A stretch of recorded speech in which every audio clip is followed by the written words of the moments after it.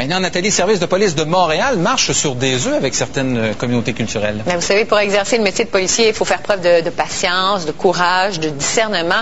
Mais voilà maintenant que la direction de service de police de Montréal recommande à ces femmes policières de s'effacer devant un membre de la communauté juive hassidique. Alors, Benoît Tranche-Montagne, c'est une affaire qui fait jaser.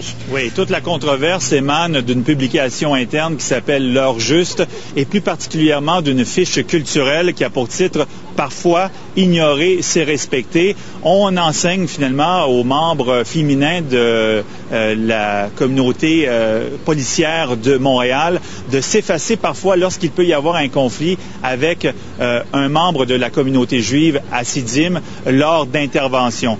Notamment, un des passages qui est controversé qui dit « Cette conception des relations hommes-femmes peut soulever parfois des situations inconfortables qui exigent une grande sensibilité à la diversité culturelle.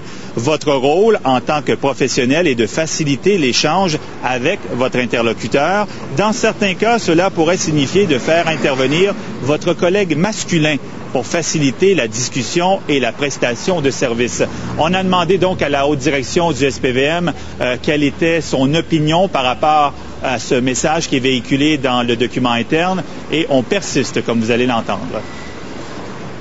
Pour comprendre les différences des communautés, on se doit, comme organisation, de les outiller, de leur démontrer que les gens ne sont pas pareils mur à Montréal et qu'il y en a des différences et que de comprendre ces différences-là vont leur permettre de bien intervenir, de démystifier les préjugés qu'il pourrait y avoir. Oui, mais Benoît, le président de la Fraternité des policiers, lui, ne voit pas les choses de la même façon. Oui, si la direction dit qu'il ne s'agit pas d'un pas en arrière pour les membres féminins, donc du SPVM, du côté de la Fraternité, on voit ça d'un autre œil. On se dit, est-ce qu'il va falloir intervenir avec un guide entre les mains pour savoir à quelle communauté on fait affaire et de quelle façon on doit intervenir dans du cas par cas? Et vous allez l'entendre, le président de la Fraternité ne veut pas qu'on en reste là avec ce dossier-là. Quand on dit à des policières que c'est normal d'agir autrement et de laisser la place à un confrère masculin, on franchit une ligne que l'on n'aurait jamais dû franchir. C'est pour ça que je vous dis que c'est un manque de jugement. Et un manque de respect, on vient dire à nos 1200 policières, vous n'êtes pas sur le même pied d'égalité que l'homme qui travaille avec vous. Moi, je croyais sincèrement, là, et je le crois toujours, que l'on a dépassé ce stage-là.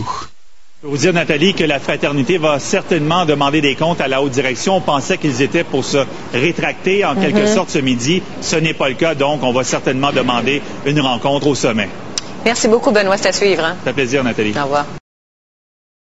Benoît Tranche-Montagne, vous nous parlez de cet accident, de cette femme qui a tenté, qui a été renversée ou qui a, en tout cas, on a tenté de la renverser. Qui a failli être renversée, ouais, effectivement. C'est une policière. C'est survenu samedi à Montréal vers minuit 30 lors de la fête de Purim. C'est une fête juive qui se déroulait dans le quartier Côte-des-Neiges. À ce moment-là, il y a plusieurs adolescents qui sortaient de ce centre communautaire, qui faisaient du porte-à-porte en traversant la rue pour aller recueillir des dons. Plusieurs d'entre eux étaient, semble-t-il, en état d'ébriété parce qu'on avait servi du vin lors de la fête. Et les policiers du SPVM étaient sur place pour tenter de limiter les dégâts, c'est-à-dire pour éviter que des jeunes se fassent frapper par des automobiles qui circulent quand même pas mal au coin de Van Horn et de Vimy. À un certain moment, on a tenté d'intercepter deux jeunes qui ne voulaient pas répondre aux ordres des policiers. Une troisième personne, un adulte, est intervenu pour leur dire à ces jeunes-là, vous n'avez pas à obéir aux policiers, a pris même la policière en photo est monté à bord de son véhicule, a fait semblant à tout le moins de foncer sur elle à 2 reprises avec son véhicule et tout ça s'est déroulé devant les yeux de plusieurs témoins. D'ailleurs, certains d'entre eux étaient là aujourd'hui pour nous raconter leur version des faits. Tout le monde nous a une fête, et tout le monde boit un petit peu de vin. Chaque petit incident, le policier dit non, et tout, ne peut pas le faire rien.